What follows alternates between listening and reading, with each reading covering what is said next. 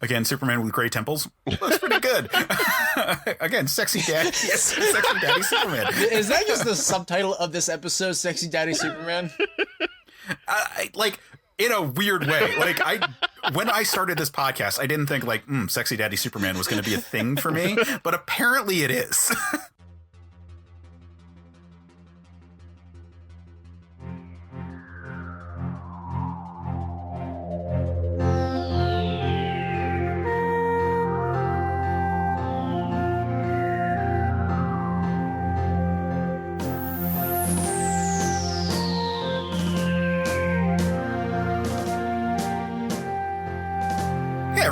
Welcome back to the Men of Steel podcast. I'm Case Aiken, and as always, I am joined by my co-host, Jmike Folsom.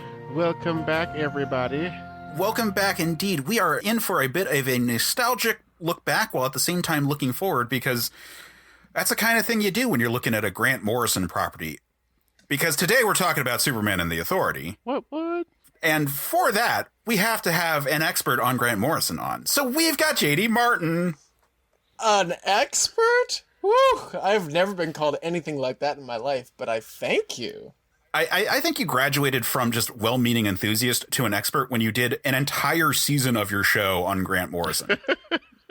Yeah, and I also I don't know if I'd have the largest collection of Grant Morrison comics, but out of the people that I know, I might have the largest collection. That's very fair. There's a lot. There's a lot out there. There is a lot. That's because like I have a photo on my phone of like I took a picture of I took them all off my shelves and like stacked them all up together. I was like, I mean, this is like someone's comic book collection on its own, is how much they've written. And like, you know, and discussing with you earlier before the episode, I was letting you know that yesterday I went to a Half Brace Books and just happened to find all 5 issues of Grant Morrison's Batman story, Gothic, from Legends of the Dark Knight, which I covered on my podcast. Yeah, that's why I was excited when you mentioned it. I was like, oh, hell, you already, like, did you have the trade, or were you looking at that before with DC Unlimited? No, I have the trade. Yeah, the trade. Yeah, so now you've got the trade and the issues, which is also the case for me with this book. Superman and the Authority, when it was announced, I pre-ordered the hardcover. But then I couldn't help myself, and I bought every issue as they came out. I do have every issue. I have yet to purchase my trade. I'm slowly getting my trades of stuff that is like ongoing, because it's like I already have the issues. I don't need the trade just yet. And then the trade sells out. Looking at you, Chip Zdarsky's Daredevil. So yeah, we're talking about Grant Morrison's kind of their last hurrah for DC. I mean, as we mentioned, Grant Morrison has a huge portfolio of comics at this point, but has kind of said goodbye to DC Comics and is saying goodbye in the form of Superman and the Authority. Yeah. A book that the name confused me so much when I first heard it. Yeah. Which we got to mention that this also wasn't intended to be their last work at DC. This is because of COVID and 5G and Infinite Frontier and all the things going on with everything at DC. This got heavily delayed, and originally this was supposed to be a 2020 comic, and the season 2 of Green Lantern was intended to be their last comic at DC when that came out, but because of all the delays, this wound up being the last one. And honestly, it's kind of a fitting farewell to their work at DC. Yeah, there is a bit of a farewell moment at the end that, if you look at it from the meta text of, this is Grant saying goodbye to this area that they've worked on for so much as they move on to other projects. And in a sense, Superman does as well here. That's really cool. And it's fun to look at. But yeah. Oh, wow.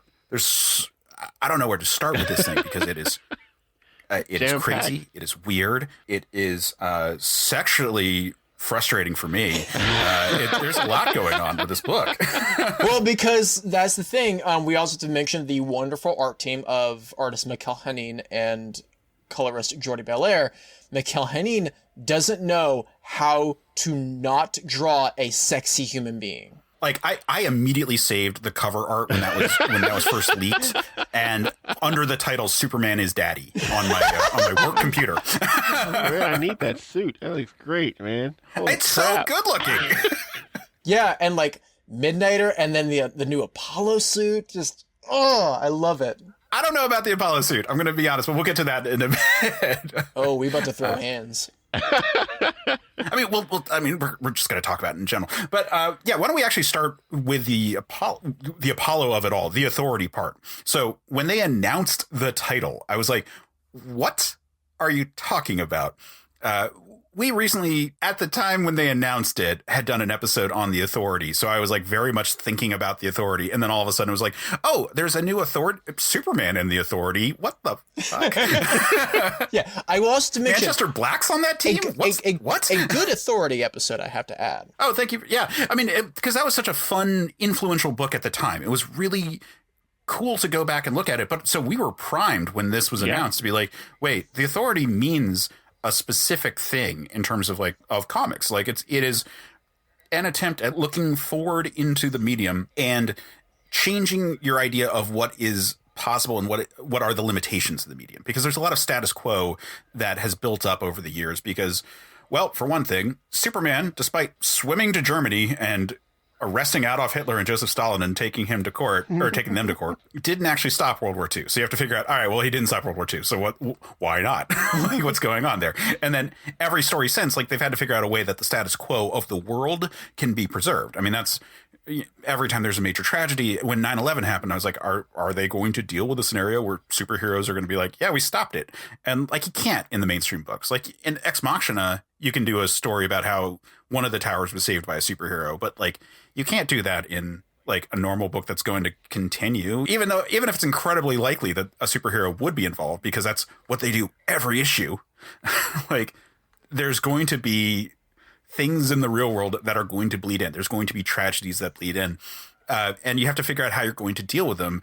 And if it's an ongoing book, some of that means that it feels like they become kind of stooges of the status quo. And the authority was very much a book about, well, what if we weren't? What if we actually dealt with the dictators? What if we actually dealt with stuff? And some of it was forward thinking. Some of it looks not as advanced as it did at the time. Some of it was kind of edgelord. There's a lot going on with those books, and it was also pre 9/11. So there's some things going there too. Also a significant chunk of that book, Mark Millar.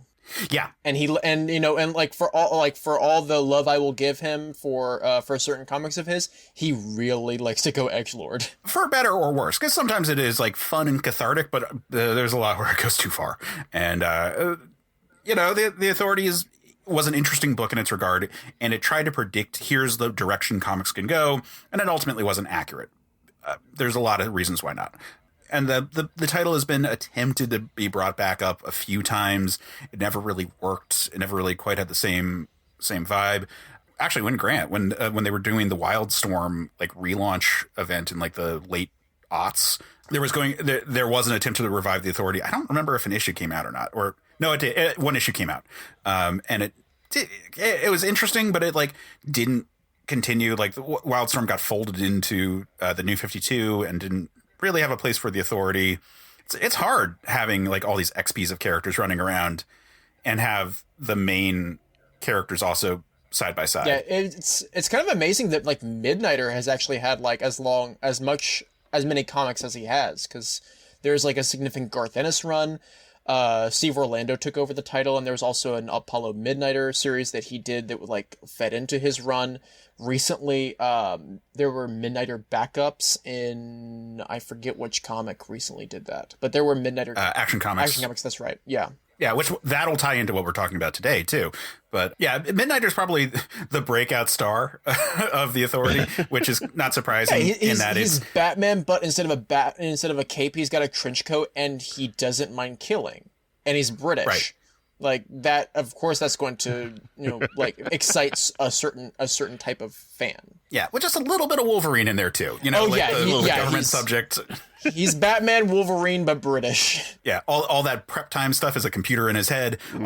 All that stuff. Oh my God, it's Prometheus. a little bit. Grant got to write Prometheus again. What do you know? But this time Prometheus is actually good. Yeah, so it's the dressings of Prometheus as opposed to the inner core of the character. Oh yeah. I refer back to the JLA episode of Morrison Quest with Case and I, where we discuss Prometheus being such an interesting character.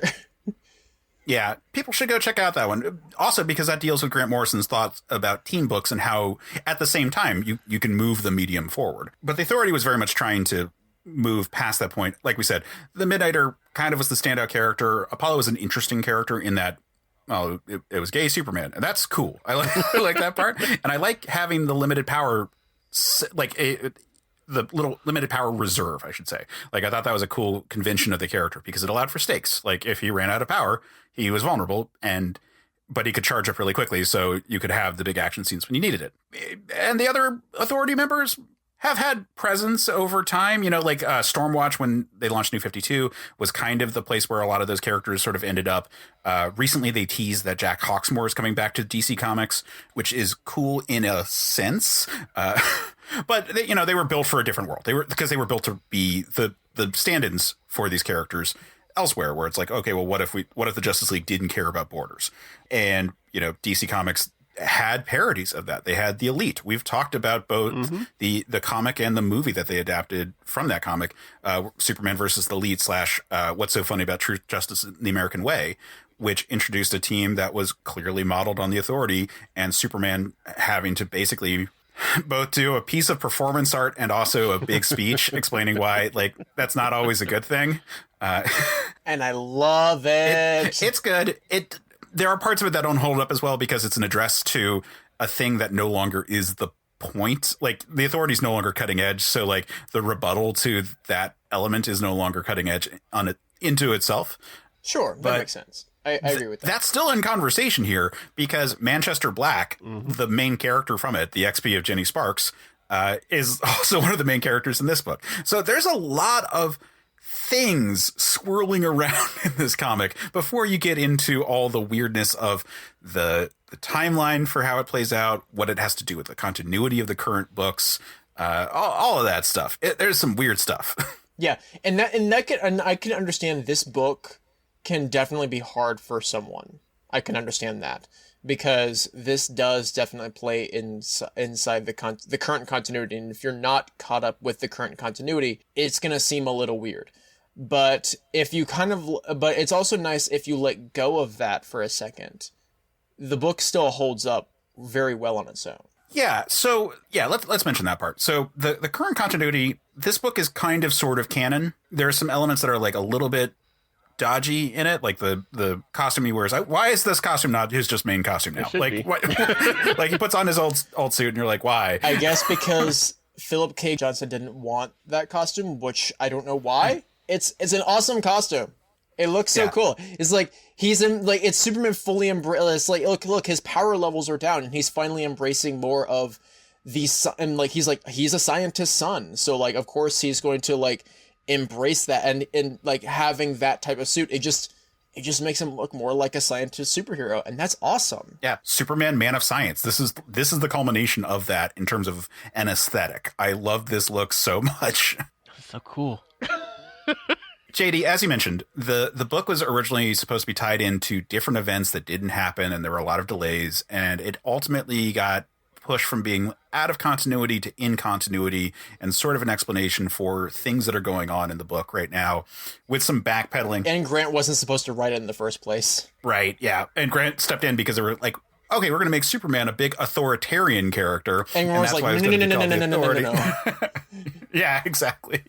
Like, I'm going to come in here and fix this shit. Which brings me to a question of, did they? I like this book a lot. It feels like a prologue for what's going on in the current books just fine. Is it a story on its own? Yeah, I think so. I believe so because, see, this story, this I feel is a, especially if you take it within the context of Morrison's other work on the character, this feels like it's almost like a middle chapter to the two other big Superman stories that Morrison has done with their Action Comics run with a blue-collar young Superman just starting out. And then before that, we had All-Star Superman, which was the Superman at the end of his life. He's going to die. This is Superman dealing with middle age and dealing with the fact that, yeah, his power levels are down and he has to, it's like we mentioned before this episode that this has Major Tom Strong energy. But another character that Morrison mentions specifically is Doc Savage. And, I feel like you, Kay Sakin, know quite a bit about Doc Savage. Yeah. So, I mean, Doc Savage comparisons with Tom Strong are pretty apt because Tom Strong was kind of an XP himself of Doc Savage in most regards. But Doc Savage, for listeners who are not familiar with the character, in a lot of ways is the inspiration for Superman directly. It was the character who had a Fortress of Solitude, was named Clark, was man of blank metal. In his case, it was man of bronze. And was described as being a Superman, described as being the pinnacle of humanity, the best at everything they do. And they've got a team of people who are all second best at specific fields and try to keep up with Doc. And I'm always down for that kind of a character. I love that kind of larger than life hero at times, not a hero without any flaws, but a hero who is at least inspiring and does not appear to have flaws from the outside. And then you have to sort of dig deeper to find out how to get there. And that is Superman. Well, right, exactly. And that is as an inspiration that's this Superman specifically, because another thing that Grant has talked about is that, something that's hard, especially when you're doing in continuity superhero comics, is having that status quo change. And is that you can't change the status quo too much. It's that whole Marvel concept of the illusion of change.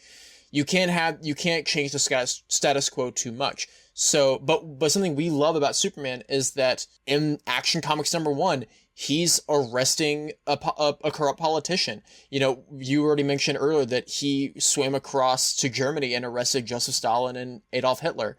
We love Superman doing that because he is a left-wing superhero. Well, the thing is that it's harder to convince a company like DC to do that now. But what Johnson has been doing in Action Comics is, well, let's have Superman take down a tyrant regime, but let's do it on another planet. Let's do it with Mongol on Warworld.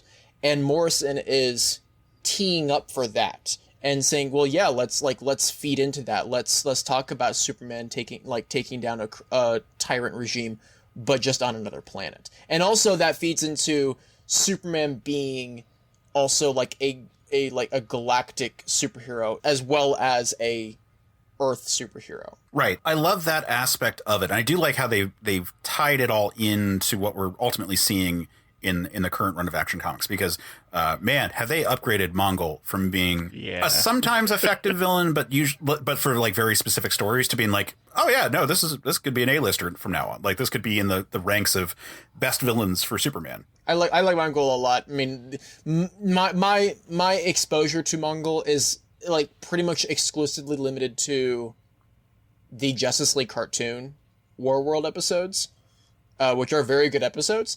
As well as For the Man Who Has Everything and the subsequent Justice League Unlimited adaptation of that story. Yeah, and they've done a lot to like really make it a more complex thing going on there. And I like how that sort of forward thinking, this idea of Mongol being the title of the ruler and like this like unending dynasty of like different villains that behind the scenes have been replacing each other and that we just haven't been paying attention because they all look like the same giant terrifying monster is pretty cool. I love that. I love the stuff going on there.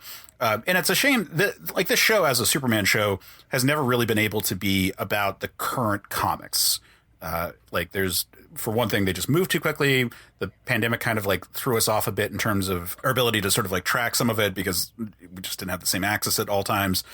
And, there's a lot.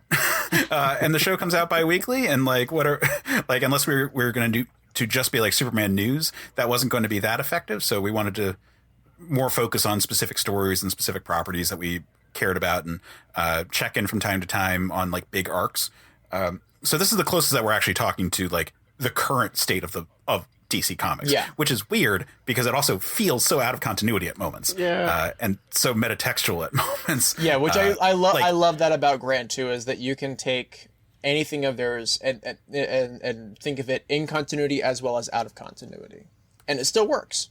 Like it opens with Superman talking to Kennedy, and the first time I read the issue, I didn't catch the line where it's like, oh, I'd been lost in time.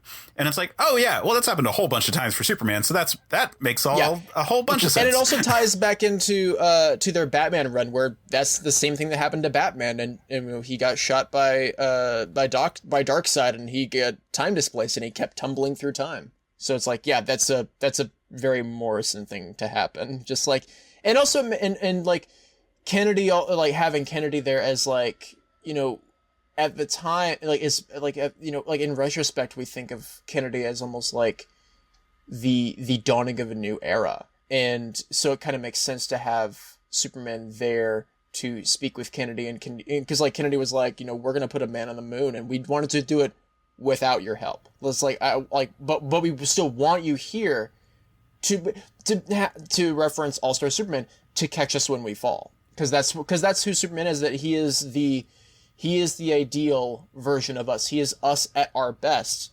and the best thing that he does about is that he lets us have human progress and have human ingenuity, and he is there to catch us when we fall. Yeah, and this feels like a Superman who is very much going to do that. Like, who's going to help on a structural level in a more complicated way than just like stopping that typhoon or, you know, plugging a volcano before it blows. Like, there's more complex ideas going on with this character and with the larger book in general. Like, we have this like little bit there, and we pick up with Manchester Black, who is on the run, and it's nice to see the character for the first time in a couple of years at this point. Yeah, because it's been a while.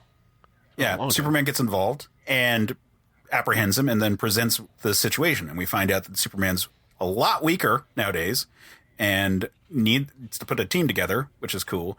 And then the book is mostly getting the team together kind of thing, but with crazy fucking ideas like interspersed throughout. Yeah. Yeah, like all the sensors that they put throughout throughout Kandor, but also throughout the world to make up for the loss of super senses is really cool. To deal with, like, we get this like workout routine where it's like, God damn, like, you can't not draw a like sexy daddy Superman. Like, I mean, yeah. And also, like, you know, like, with your reservations about Apollo's costume aside, Apollo looks damn fine in this comic as well. As is Midnighter, I do not want to discount Midnighter's sexiness in this book. We put the team together, and it does model itself after the classic Authority. So Manchester Black is taking the Jenny Sparks slot. We get Steel, Natasha Irons, playing the engineer spot.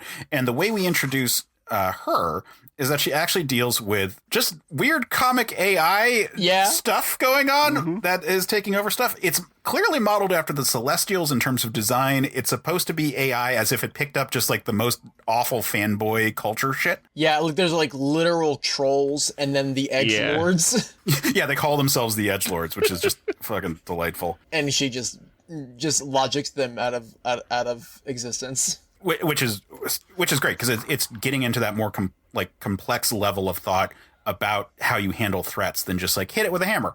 Like, Steel has a lot of like hit it with a hammer energy, but that's always just like the front part of it. Yeah, and I mean we do get you know, Natasha like hammering it down in this book, but we also get to show her as, you know, an extension of the Irons family. Like, she's like, yeah, she is her father's daughter. Like, she is a brilliant scientist. So of course she gets to, you know, be on this team with Superman. As we mentioned, they recruit Midnighter and Apollo. Here's what I'll say about them. So Midnighter has had some rough costumes over the years since the original look was abandoned for New 52 stuff. This look, I think, works so well because it's a back to basics. Like, it's a little bit more just like all black than his like classic Authority look, but I think it works really well by virtue of it being very like sleek and like streamlined.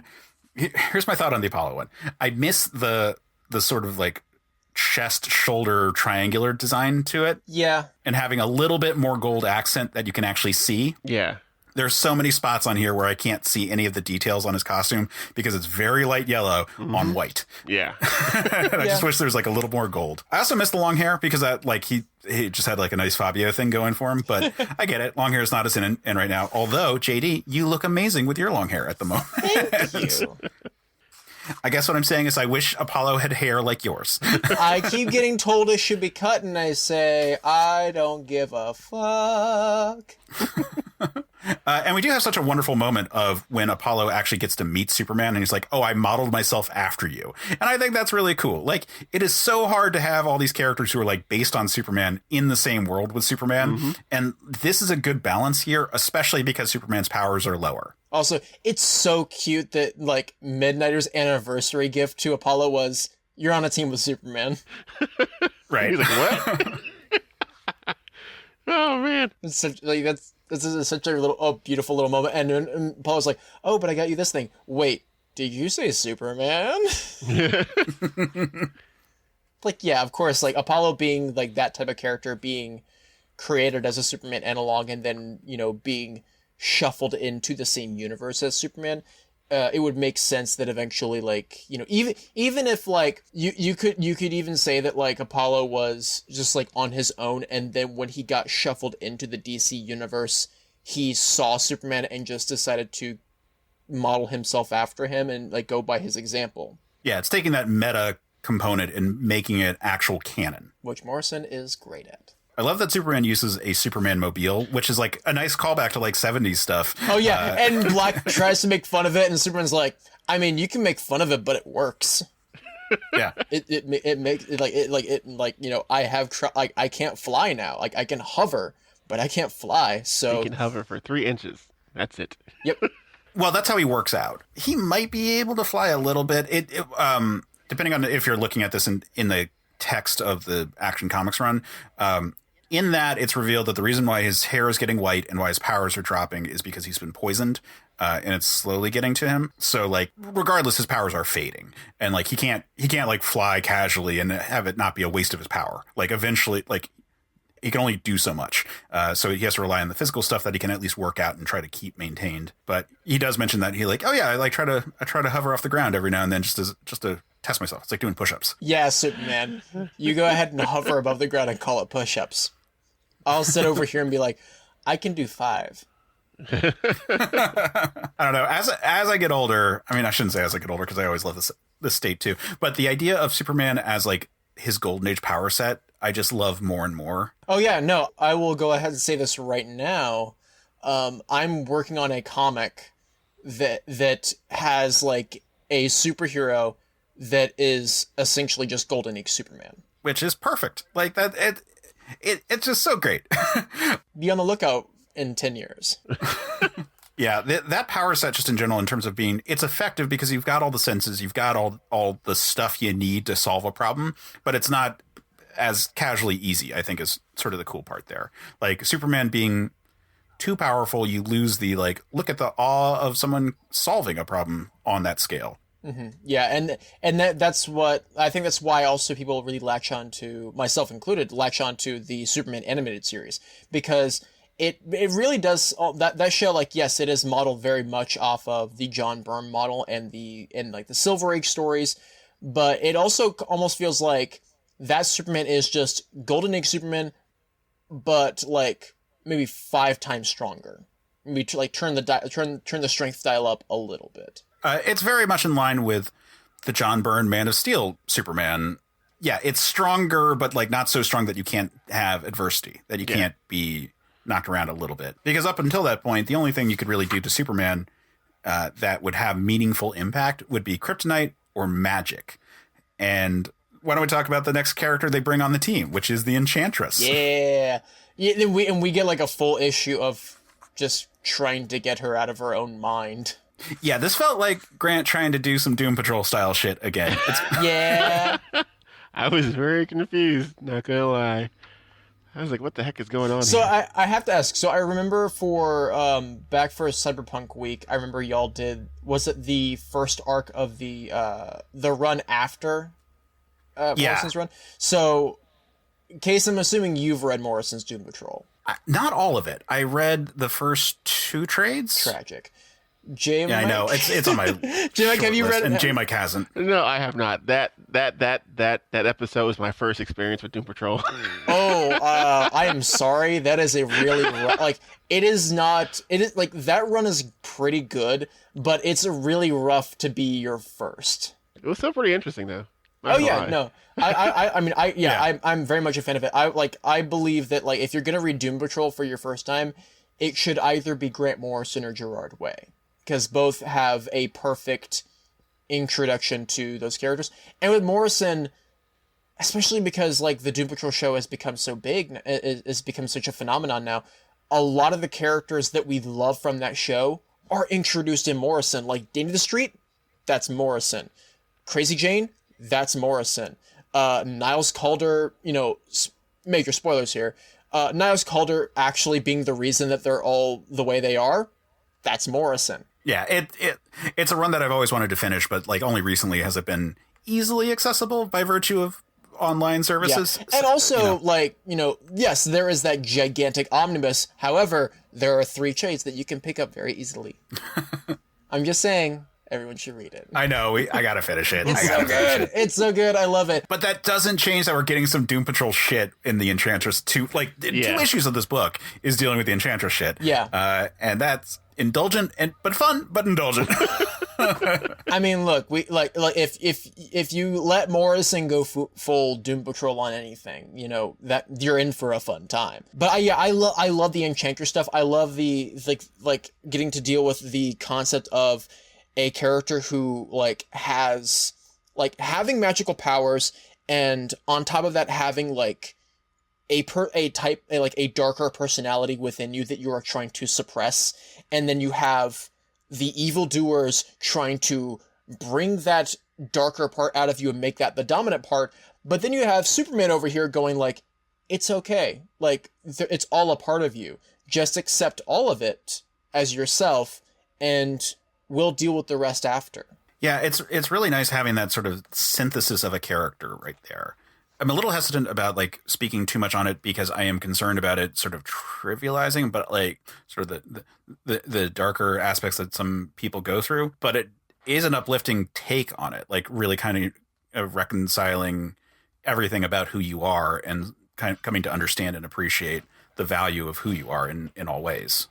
Yeah, and this, as I mentioned earlier, I feel like this really does feed into Morrison's concept of Superman, especially regarding their takes on Superman from All-Star Superman and Action Comics. This kind of reminds me a little bit of that beautiful page from All-Star Superman number 10 of him him saving a teenager from off the ledge. Of it's no, it's okay. You're not alone here. And that's him doing that with Enchantress of we get it. You have these 2 parts of you that are constantly at war with each other, but maybe you just need to accept those 2 aspects of yourself, and once you've accepted those 2 aspects, work out how to move forward with those aspects working congruently to become yourself. But it is a trip, this whole journey into hell and so forth in this weird asylum state. There were moments where I had flashes to Sucker Punch while I was reading it. Ooh, where it's yeah. It's layers within layers with lobotomy stuff going on. And I'm like, oh, that's interesting that's going on here. A Zack Snyder kind of vibe, even if it's not intended or wasn't thought about, but it also might have been thought about. I don't know. It's Grant Morrison. Yeah. True. The thing is that you can never tell with those sorts of things. Right.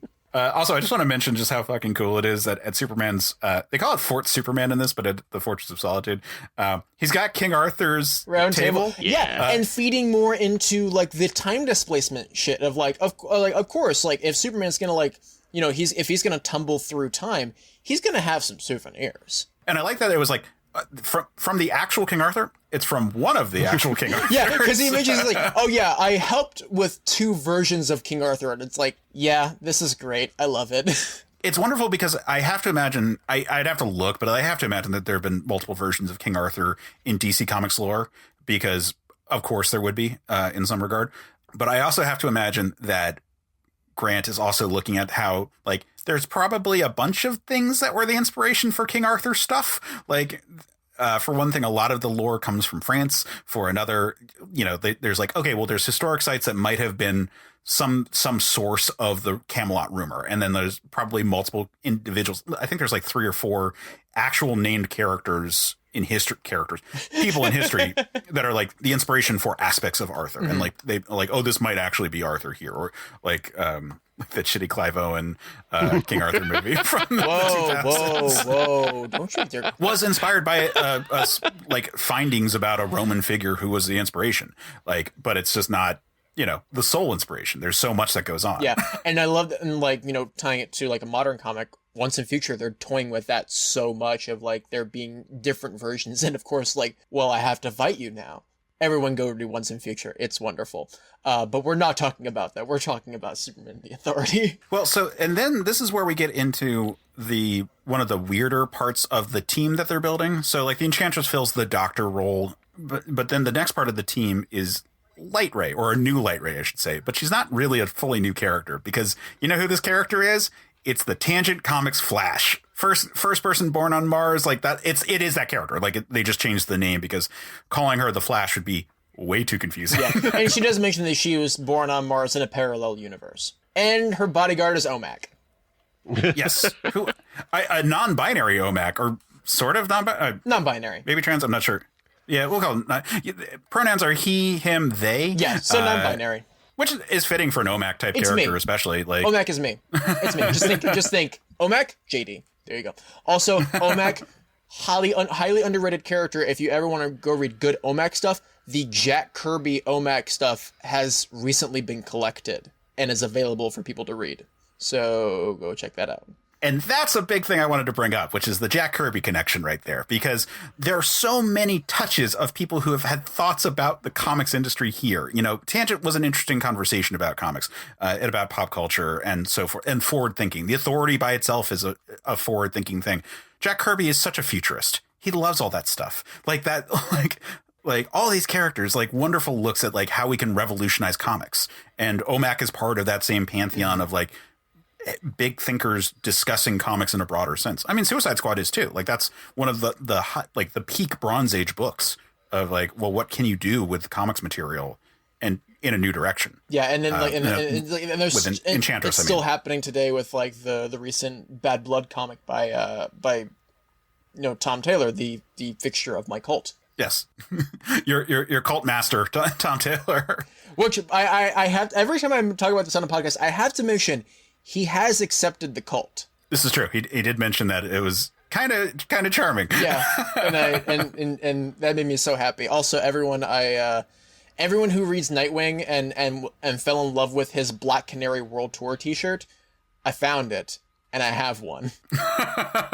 So you can go find it. It was on Redbubble.com. So everyone who is so inclined, please get that T-shirt and join me in the power of Tom Taylor. But if you want to be a part of a different type of cult, you could be a part of the Ultra Humanites cult, which is... I wanted to get into this. Yeah, this is where it gets really interesting. So the Ultra Humanite, for people who are not familiar with the sort of niche kind of old school characters, Ultra Humanite is the first supervillain. Yeah, I was going to say, is he the first, or is he technically the first? Is he officially the first? He's the first. Yeah, no, he's the first. He's the first Superman supervillain. So for our purposes, if Superman is the first superhero, this is the first supervillain. And the main shtick is this brain swapping thing, which I think it was in the 70s, became stuck in a gorilla body, and that sort of became the iconic one. The one that appeared in Justice League cartoon was the gorilla body one. We get some of that here, but they take it a lot further in terms of concept, where they start cloning the brains, and it's all there's this like ever-growing sort of parasitic growth, kind of like viral kind of aspect to the character, which I think is really interesting, because both Superman and Ultra Humanite talk about the power of collective action, but in different ways, which I think is such a cool component. And also, goddamn, is this book lefty? I mean, Morrison. I know, it's Grant Morrison. Yeah. To quote Green Arrow from Justice League Unlimited, they're an old lefty. because what we're doing here is we're actually having a conversation about like the negative stereotype of it and like the sort of the dangers of that sort of way of thinking. But it's the way of thinking through a totalitarian kind of component.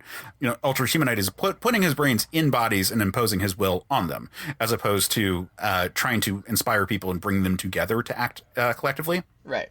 Which Superman in the text says is what his goal is to do. Like he wants to he uses at one point the phrase collective action. And I'm like, fuck yeah.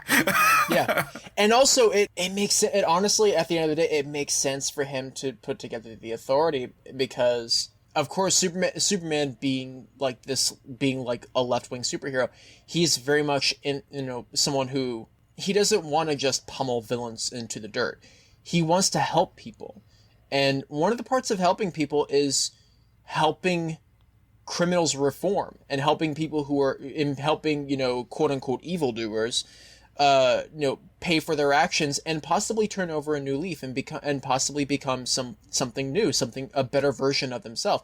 So it makes sense for him to bring in like Manchester Black, which we gotta mention. Manchester Black has done some heinous shit to Superman and his family over the years. Some absolutely heinous shit.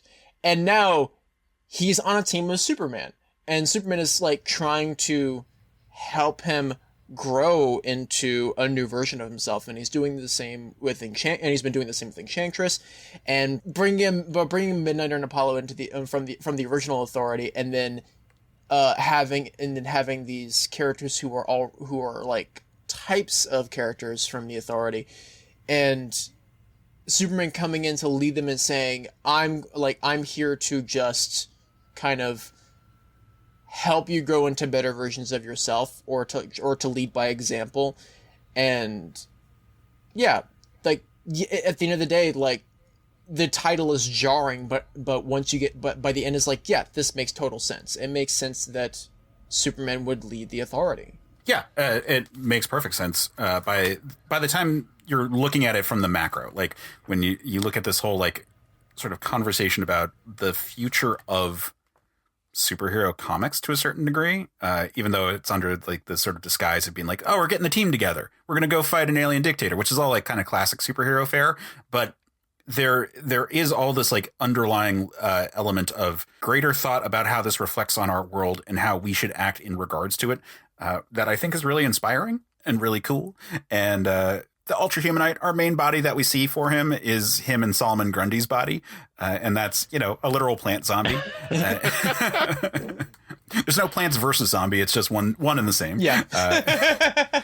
And we've got a businessman Brainiac design, which I find fascinating. I was so very cool. caught off guard by that. Because first, like, you see the suit, and I was like, is it Lex? Like, is really Lex behind this? And I was like, wait, Brainiac in a power suit? With a monkey. Yes, With a monkey. With an alien monkey. Look, we can't overstate the fact that Brainiac is in a suit and he has a monkey. This is the best comic ever.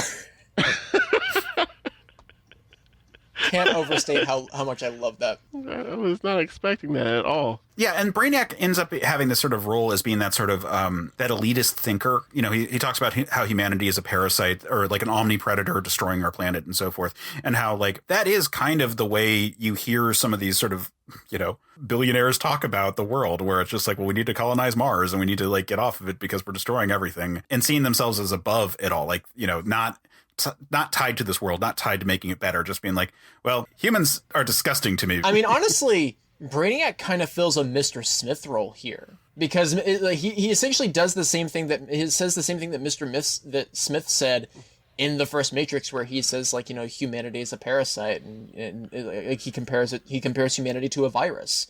So yeah, Brainiac in a suit. Yeah, makes sense. Yeah, and existing on sort of a larger mental space. They have like Kryptonian, like the Kryptonian psychic internet at one point in this. Mm-hmm. And like, is this all the Matrix?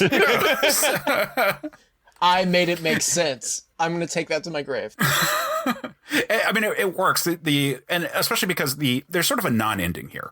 There's the big confrontations are ultimately kind of minor. Like none of them are really that big of a threat. Like Superman had outplayed them at every point. So all of his people in the field countered the powers of the people who they were up against. Mm-hmm. Yeah. And Superman had the ultimate contingency plan for when the Ultra Humanite would attack him, which is that he's married to Lois Lane, and she can take care of stuff. Like, Yeah. Look, when you're married to Lois Lane, that's the counter. That's the perfect counter for everything.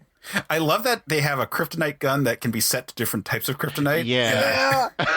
They used white kryptonite against Solomon Grundy, which I don't know if it's ever been used, but god damn it, was that rewarding. It's like the coolest comic booky shit we can see in a comic book. This is a very comic booky comic book. Are you sure setting 5's the right one? I don't want to turn him into like a giant monkey or something. It's so good. And the idea of like, it's like, oh yeah, Lois has actually been here the whole time in the background, but she's getting shit done. She's been studying Kryptonian technology and Kryptonian history, and she's the one who turned the Krypton sensors off in Kandor so that he would be like at his main power level here, and he wouldn't just be like another human, like another Kryptonian on Krypton. Yeah, the only thing that I thought was a little weird, and this is purely just a coloring thing, was that they illuminated the scene with green light. I was very confused. And with him feigning weakness, I thought that it was kryptonite at first, and then it's like, oh no, it's just you're in Kandor, so it's supposed to have Kryptonian level, or like a Kryptonian environment, so you should be depowered. And then it's like, oh, they're all turned off. And I wonder if it had been like illuminated with like blue light or something instead, if it wouldn't have been quite so, I don't want to say confusing, but it just like giving me the wrong vibe up front. Because like the reason he was weak is because it's Kandor, or in theory that it's Kandor, and that as opposed to its kryptonite. Because that sure did look a lot like the Death of Superman comic from the 60s, where Lex Luthor kills Superman by way of trapping him in a chamber with kryptonite. Or like kryptonite beams. Like, it looks like that. So that's how I read it at first. And then it's like, oh, it's not. Oh, it's just green light. Okay. I don't know. Morrison put it there to trick you. I don't know. I'm not the expert here. Or am I? You kind of are. I do love when they leave Kandor and after defeating the Ultrahumanite, it's revealed that all the brains of the Ultrahumanites that are in play are all secretly bombs. And they leave Kandor, and then we just see in the little model of Kandor, the little city of Kandor, this tiny little explosion. It's cute. Poof. It's a cute. Yeah. The only time I'll ever call it an explosion, cute. Yeah, and actually, like right before that, we have, or like in that moment, there's also the moment where Lois and Superman are teleported out of Kandor, and it looks like Jor-El and Lara on Krypton. Yeah, they embrace each other, and it kind of just kind of feeding more and more into things repeating itself, but in a different way. Meanwhile, we've got a couple other scuffles going on. We've got the Dubai fight with a group calling themselves the Authority that includes both Coldcast, who was another member of the Elite, and I was like glad to see someone else from the Elite show up in this book. Along with Iron Cross, who is like a literal Nazi super soldier. Yeah, I was so happy to have Midnighter just go like, Iron Cross, meet Steel Toe Boot.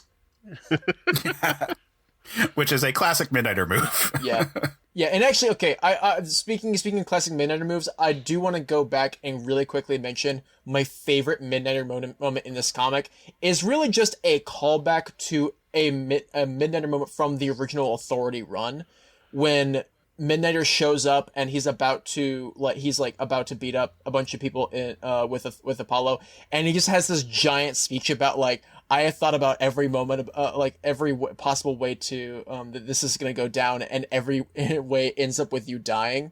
And it's like that, like Midnighter just said that exact same thing in the Authority back in 1999, and I know the reason it's here is because Morrison loves that, and Morrison said it in their book. It's like, yeah, it's because it's a great line. It's a great, because like I remember Morrison talking about it in Super Gods of like, in any other context, like the guy with the gun would have gotten bored by the third word and would have shot him by the fifth word. But because this is superhero comics, Midnighter will say that whole spiel and we'll believe it. We'll be there for it. Talking is a free action in comics. The amount of time it takes to say a whole speech versus one line, it's still just one panel. Yeah. Time is a lake. Yeah, for our purposes, yeah. It's all just individual ripples. It doesn't matter how many words you said on it. Yeah. I love the fact that we have all just decided that, like, that we have all collectively agreed that Rachel was right. I mean, they are. They're proven right by a astrophysicist. Like, time is a lake. Yeah, time is a lake.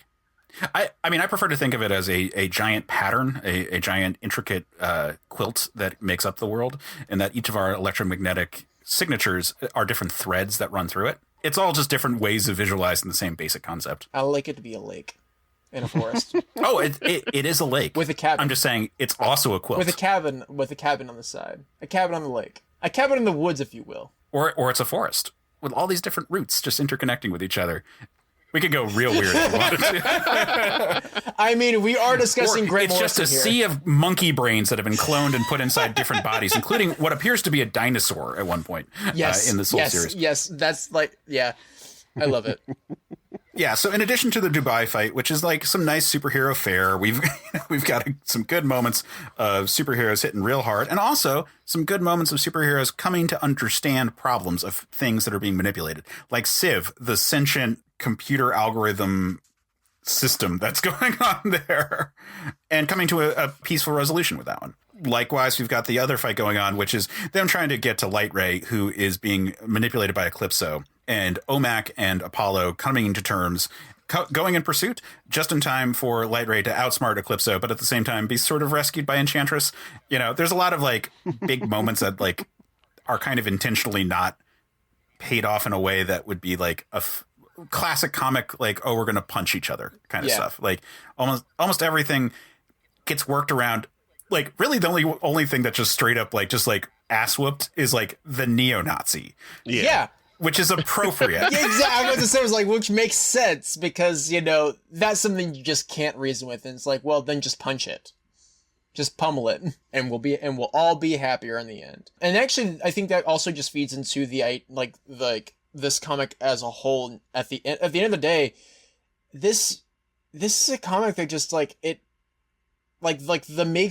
major conflict happens after the comic. It's like, that's not what this comic at the end of the day is supposed to be. It's like, something I love about this is that it doesn't it has the feel of being like a traditional Superman comic of like Superman up, you know, like getting the team together and going to save the world. Well, but instead it's Superman just getting the team together with a couple fights here and there, but it's really Morrison taking on the nature of Superman leading by example and the idea of collective action, which is just fucking rad. Yeah, it is. It's perfectly said. I think the only thing I wish that this was an ongoing series. Yes, this would be. You know, like I understand that it gets picked up over in Action Comics, and I'm liking that Action Comics run a lot. But first of all, some things go awry over in that book, so some of the focus is more on Superman than some of the other characters, which is, you know, I would have liked some more time with the other characters or more focus on it. And I feel like if this book had been like a continuing thing, your viewpoint would be on all of them, which would have been fun. Yeah. But this is a great focal point for Morrison to just I've done the young Superman in Action Comics. I've done the Superman at the end of their life. Let's take a look at middle-aged Superman. And let's take a look at Superman who is depowered and has to he kind of is just the man in the chair in this book. He is the person who's like slightly on the sidelines, has his own conflicts, but he's leading the team that is going to go out and save the world. Yeah, but they tease that man in the chair scenario too. At the beginning, Manchester Black thinks he's been paralyzed. Yeah. And is like, oh, you've made me the professor, which is both like a Niles Calder, but also Professor X kind of call. And Superman's like, actually, no, I'm saving you. You're going to be walking within an hour. Right. Yeah, wonderful spot where he did heat vision to do surgery on his spine. That's exactly what I was thinking about. That panel is so good. And such a nice also callback to the original Elite appearance, where while it doesn't actually happen, because it's not he lies in the scene, but he says that he lobotomized Manchester Black with his heat vision. It's not actually what occurs. All he does is give him a concussion, which is, you know, it's vaguer on how that all works out. But yeah, it's still a callback to the most famous scene, like this idea that with his vision, he can manipulate your nerves. And in this case, he's doing it to heal him, which is, again, fucking rad. Yeah. All this stuff is... Everything in this comic, fucking rad. Yeah. The only thing I can really say as a big the pet peeve is that there's so many amazing fucking moments that are just sort of a panel, and then like you move on, and I'm like, oh, I would have liked to have that breathe. I would have liked a whole comic about that sequence right there. Yeah. Side note. So while we've been talking, I was skimming through the TV tropes for this issue or for this comic, and the multiple Camelots and King Arthur's thing is a direct reference to Seven Soldiers. Okay. Another Morrison book. Okay, yeah. So. That is one I have not gotten through it yet. I'm working my way through that one. That's a difficult one for me. Morrison Quest Part 2. Oh, please don't break me. Sexy dad Superman, not skinny next gen. I like from two scenarios as a line in there, which is the fact that we get, Superman is sexy dad in this. His son is running around, and I get that as well. But also, it kind of feels like a call out to New 52 Superman, like when I was reading. It totally is. Yeah. Because, like, I mean, if you look at Morrison's Superman, and then you look at the regular continuity New 52 Superman, they look very different. Yeah, like New 52 Superman honestly kind of feels like John a lot nowadays. Yeah. Big firebrand, like doing a bunch of, trying to like change the world in positive ways of today, like the Morrison update of the Golden Age Superman's like ethos feels very similar to Tom Taylor's take on a young Superman living in this world. See, we just can't escape the Taylor. You can't do it. You can't escape him. That cult. Now, the listeners can't see it, but we all just gave the hand signal for the cult. It's how we understand that we are all members of the Tom Taylor cult. We form a T with our two hands, and I will let you figure out how we do it. It's not the way you think. And we gesture towards our forehead and towards our heart, because both our thoughts and minds is where Tom and Taylor is. Honestly, we really have to come up with a name for the cult. I have to come up with a clever name. The Well-Tailored Men. Oh shit. The Well-Tailored? I meant men in like the omni sense. Like, what's really frustrating about the English language? Man used to mean person, and then it became gendered. Yeah. And not the other way around. Gender sucks, It's a construct. It's a construct. And we refuse to be a part of it. Just like OMAC. We can escape that tesseract. The gender tesseract. That, you don't know this, but that was my punk band in high school. Pretty awesome punk band right there. I apparently had like 20 punk bands in high school, but I'm cool with that. No one actually knows the real name of my band in high school, and we're going to keep it that way. Now, listeners, what you don't know is that JD actually just held up a sign that indicated what the actual name is, and that's our secret that we're going to take to our graves. Oh yeah, and in actuality, I really am going to tell them off mic, and no one else is going to know. If you too want to know, you're just gonna have to do a podcast with me. So, Jmike, what was your take when reading this? I know you were excited when you first heard about it, but like when you got it, what was your thoughts? What is your big takeaways? I need that suit. That's fair. Because I put it on Twitter. I put it on Twitter. I was like, the book's great, but I really need that suit. Yeah, and then the natural rival of this podcast, Ben Milton, was like, must we? And just a reminder, this show started because we had to like combat the negativity towards Superman. Yeah. That's legit how it started, everybody. And then we had them on for like the 2 out of the first 5 episodes. But I love that they take the Kingdom Come Superman design and like incorporate that into this very modern kind of look. The costume is so fucking good. Like we talked about Tom Strong energy and Doc Savage energy. We got the gloves, we got the short sleeves, we got his big biceps rippling out because, he can hug you so good. I love the pattern work on it. I think looks really cool. It's still like a singular costume with just a red belt, but like having the 2 different tones of blue, like a light blue and a dark blue, I think is really nice. The Kingdom Come S, I think actually looks perfect. Yeah, this is the best. Like, I don't always want that. I think this is the best version of it outside of the original Kingdom Come suit from. Yeah. Like I've seen them try to bring that into Superman looks too many times where it like didn't quite work, but this is a really good use of it. Like I think it looked great. Actually, another one. Crisis on Infinite Earths, the crossover with Brandon Routh. Yeah, that's another one. Yeah, like that I think was a good look for it. But this is a really good adaptation of that. Again, Superman with gray temples. Looks pretty good. Again, sexy daddy Superman. Is that just the subtitle of this episode, Sexy Daddy Superman? In a weird way. When I started this podcast, I didn't think sexy daddy Superman was going to be a thing for me, but apparently it is. Should your wife be worried? No, because she's expressed that if Henry Cavill was involved, she'd be down. Okay. I mean, if Henry Cavill involves isn't anything, I'm down. I did have a question though about this story. So lay it on the experts. It's not about your sexuality. You're fine, Case. But Manchester, he hints like 3 or 4 times in this book that there's something happened with Superman, and the populace at large doesn't really trust him anymore. Did I miss that and something before this? I took that as a meta commentary about the intent for this book as a right-wing Superman story as pitched by Dan Didio, combined with his original appearance in Superman and the Elite.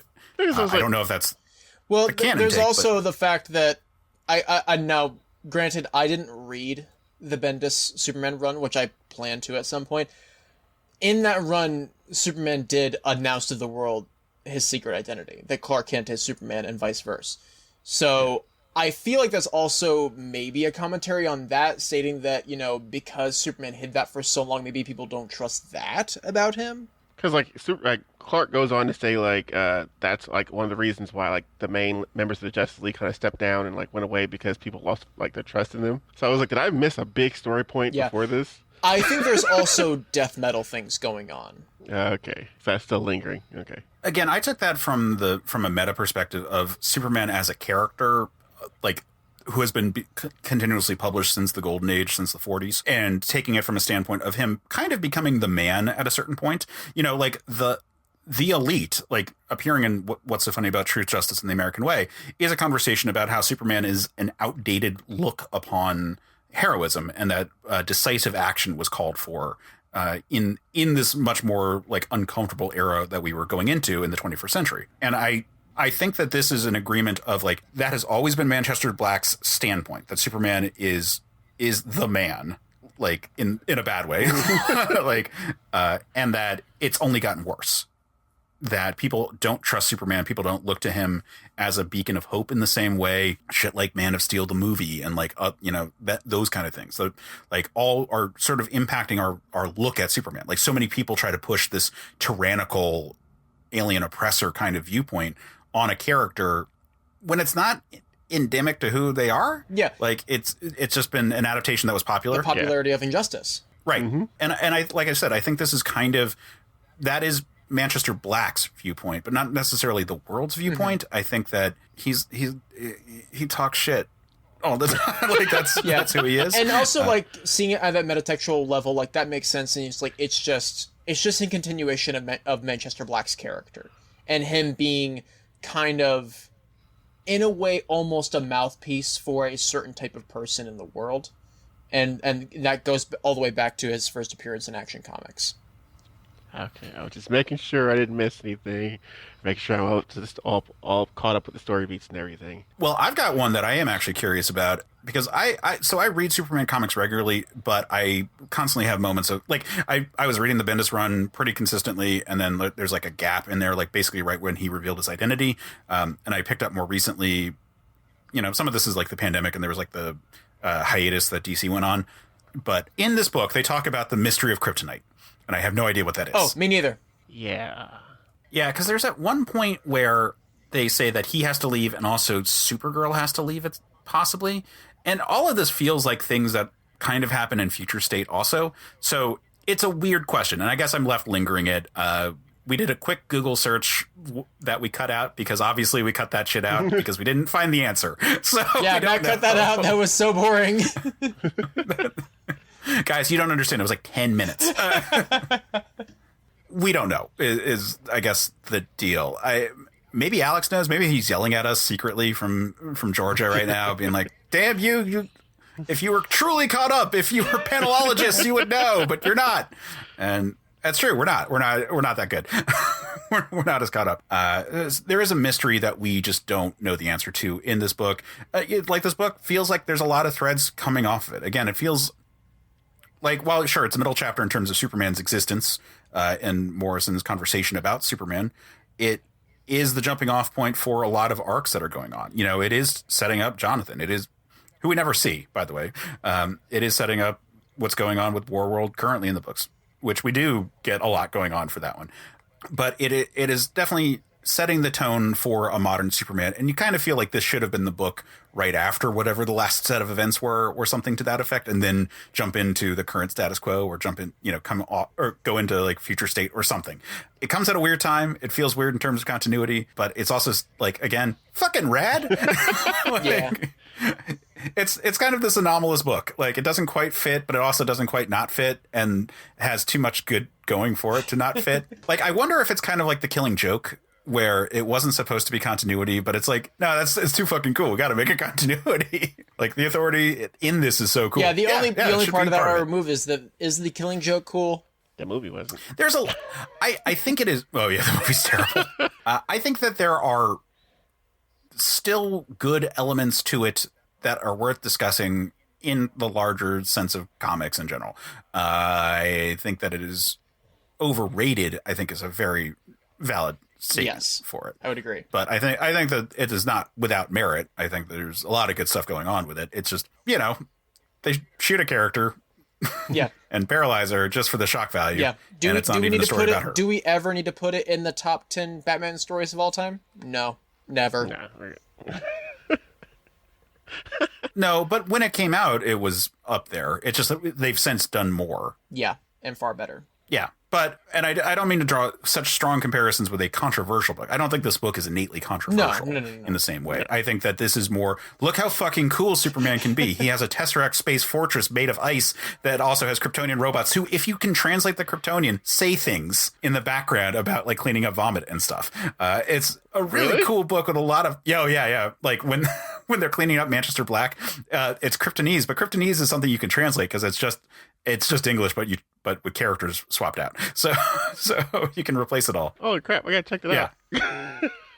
There's so much cool shit going on in here, and it's just like so jam packed. I just like, there's so many panels I want to be a full issue. There's so many story like sub beats that I want to be multiple issues. There's a lot, and Morrison crammed it into 6 issues, and it's like, that's lovely. Could you keep it going? No, Morrison wants to do TV stuff, and you know what? I'm happy for them. Yeah, and that's all fine. Like, we got this. It's great. And again, the run currently happening is a lot of fun. I'm very much enjoying it. People should check that out. People should. I mean, both Superman, Son of Kal-El, and also the Action Comics run that is going on. Like, those are like great books and worthy continuations of this story. But the story is also like deliberately playing with like superhero tropes, and so like they're kind of non-endings there deliberately to sort of troll us as an audience, being like, no, you thought it was going to be all about a big fight with the Ultra Humanite and Brainiac. No, he's just like, nah, I'm peace out, guys. Like, my son can handle you, you're beneath me now. He literally just does do that. It is deliberately different than what we have come to expect from the medium, but that is the point of an authority book. Agreed. Everyone go read it. It's good. You went through this whole episode without reading it. Go read it now and have a jolly old time. I want that suit. We get it, Jmike. We get it. It's a really good suit. It is a really good suit. We should all get matching ones. Whenever we eventually have a certain POV con, I will attend only if I can wear that suit. Jmike, could I propose for you? How dope would it be with like a little bit of color change to make this a Val-Zod suit for you? Val-Zod being the Earth 2 Superman. And what I'm thinking is, like, imagine that aspect inverted with the white going on for it. Instead of red, have red interior and then do like maybe like white accents on this costume. That'd be real fucking cool. Like, that'd be really cool, actually. Because And I don't think this was in the individual issues, but they've got a bunch of these sketches that were for the costume design, and there's some at the back. Yeah, some really cool ones. I really like. There's some like white and black versions of the costume. Oh, so thinking about that, playing with those color schemes, but applying it to, like I said, the Valzad kind of look. I don't know. I just thought that might be kind of fun. It was a moment of inspiration there. Well, tune into the 2024 Certain POV Con, where we're all going to be dressing up as a version of Sexy Daddy Superman. Actually, yeah, why not? We could have a trio of it. Like, so if Jmike's like the Valzad version of this, JD, do you want to be Superman Red and Blue versions of this with me? I mean, I will absolutely, I will actually cut my hair slightly so I can be mullet Superman. I feel like you could keep it going with your luscious locks. Like, yeah, I could actually. Yeah, I could. I will be 90s mullet Superman. You son of a bitch, I'm in. All right, we're circling around on this one. The thing is that this book is a dense text for what it is, but also because there's some atypical story structure elements to it, and it is a launching point for other stories. It's difficult to be like, that was a thrilling conclusion kind of thing. It's a lot of stuff is starting at the last page. This is effectively where John takes over as Superman on Earth, where Superman goes off into space. We see the same scene a few times. We're not talking about this today, mainly because I didn't think it was a very good comic. There was the Superman, Batman, and the Authority like one shot that they did. That was kind of a bridge comic in there, where they go off into another dimension and deal with like Batman Who Laughs kind of bullshit. There's a lot of weird stuff going on here, on with how DC was trying to handle this book. But I think that this core book has so much cool stuff. Like, yeah, check it out just for all the weird words that Morrison wrote and the beautiful art and everything. Like, it's worth it. And of course, come for a Sexy Daddy Superman. Yes, after he gets off the treadmill running at the speed of sound. He's shirtless and he's sweating. It's so weird. Bisexuality was never like that keenly, like it was never that keenly defined to be like, oh, Daddy Superman. Oh, there we go. We're all gay here. Anyway, I think this is the end. Yeah, I think we're at the end. All right. So, JD, what have you got to plug? Who are you? Why are you here? I don't know. Where did I even come from? Where am I going?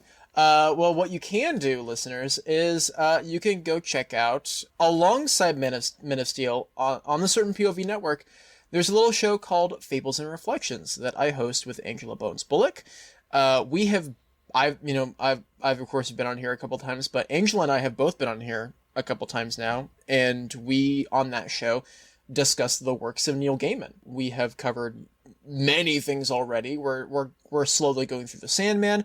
We've covered a few movies and books, comics, short stories. We're getting ready for Batman Week, and we're going to be discussing whatever happened to the Cape Crusader, which I'm really excited about. And we're going to continue to be discussing this weird bard's journey into mystery. Didn't know the sentence was going that way, but it went there, and I'm okay with it. Also, even though it is currently on indefinite hiatus, maybe it will return this year. I hope it will return this year. Comics Quest, you can check out all of our back episodes. Kay's popping in here in post to note that Jmike and I actually just recorded an episode of Comics Quest with JD. So it is coming back soon. And in connection to this episode, there was Morrison Quest. I'm really immensely proud of the episodes that we did there. Also, on the long haul, there were a couple episodes like Arkham Asylum with Alan Kistler. So yeah, check all that stuff out. CertainPOV.com. You can follow me on Twitter at JD_Martin_, I think. Or maybe I changed it. I'm not sure anymore. Time is a lake. Time is, in fact, a lake. It's so much a lake that this has actually been recorded before Batman Week, but it's going to be dropping after Batman Week. So definitely check out all of the contributions for Batman Week, if you like Batman, over at Fables and Reflections and whatnot. Jmike, where can people find you? I am on Twitter at Jmike101. I delve in conversation sometimes, but I also post fun memes. He does. As for me, you can find me on Twitter at Case Aiken. You can find the podcast at Man of Steel Pod. You can find all of us at CertainPOV.com. You can find a link to our Discord server there where we're just happy to chat with all of you. We're having this call right now on Discord, but, you know, just come, share memes, talk random stuff. We've got sections on comics. We've got sections on books. We've got sections on gaming. We've got sections on movies. You know, we're happy to engage on a variety of topics, so come engage there. When this episode is dropping, I am still in the midst of an Indiegogo for a Star Trek fan film that I'm working on, so I'm giving a plug, baby. Check out Farragut Forward. If you search Indiegogo for Farragut Forward, like Admiral Farragut, as in the ship, because it's a Star Trek thing, you can find it. We're doing movie era stuff. That's a lot of fun. Nerd. Yeah, I am. But I'm a nerd who will live long and prosper as long as you guys contribute to my Indiegogo. So check that out. I just wanted to let you know. I'm not writing this one. I just wanted to let you know that I love you. I'm the production manager for this shoot, but once this is done, what we're raising money for is sets and costume that we hope to use for future productions, including one that I am writing the script for. So check out Farragut Forward if you like Star Trek stuff. And you know what? If you like a positive future that Superman is advocating for, Star Trek is in the same vein. So I think it all works together. Check that out. And until next time, stay super, man. Men of Steel is a Certain POV production. Our hosts are Jmike Folsom and Case Aiken. The show is edited by Matt Storm. Our logo is by Chris Batista. Episode art is by Case Aiken. And our theme is by Jeff Moon. Okay. Good. Cool. This is what 6:40, guys. This is what happens when you get me on a call. All right. Let's do a clap to sync up. Jmike, you recording? Yep. All right. I tried Craig. Craig didn't want to join us. That jerk. Yep. Yeah. Anyway, so let's do a clap. Let's sync up, and then we'll get this episode going. And Matt, we've been talking for like 30 minutes. We stopped recording and started again because of that shit. Yeah. You're welcome. Just so you know. You're welcome. Video games are a unique medium. They can tell stories, Immerse us in strange, fantastic worlds. blur the very boundaries of our reality. But at the end of the day, video games are fun. Whatever fun is to you. I'm Jeff Moonen, And I am Matt, a.k.a. Stormageddon. and on Fun and Games, we talk about the history, trends, and community of video games. It's a celebration of all the games we play and all the fun we find within them. And there's so many more games out there, so we hope you'll share in that conversation with us. Fun and Games podcast with Matt and Jeff. Find us on certainpov.com or wherever you get your podcasts. And happy gaming. Hey, all you amazing sentient beings. This is Case Aiken from Certain POV, and outside of podcasting, I work with a group that does Star Trek fan films called Starship Farragut. For 15 years, we've been doing material inspired by the original Star Trek series, but now we're moving on to the movie era with our latest production, Farragut Forward.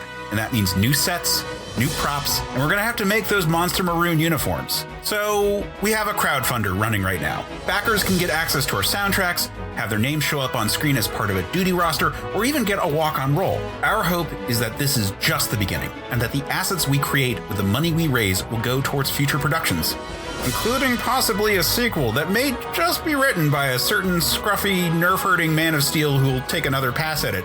Wink, wink. To back the production, go to Indiegogo and look up Farragut Forward, or find us on Twitter at Farragut1921. And hey, while you're at it, check out the 3-minute prologue we put together to show what we can do. But in the meantime, live long and prosper. CPOV. CertainPOV.com.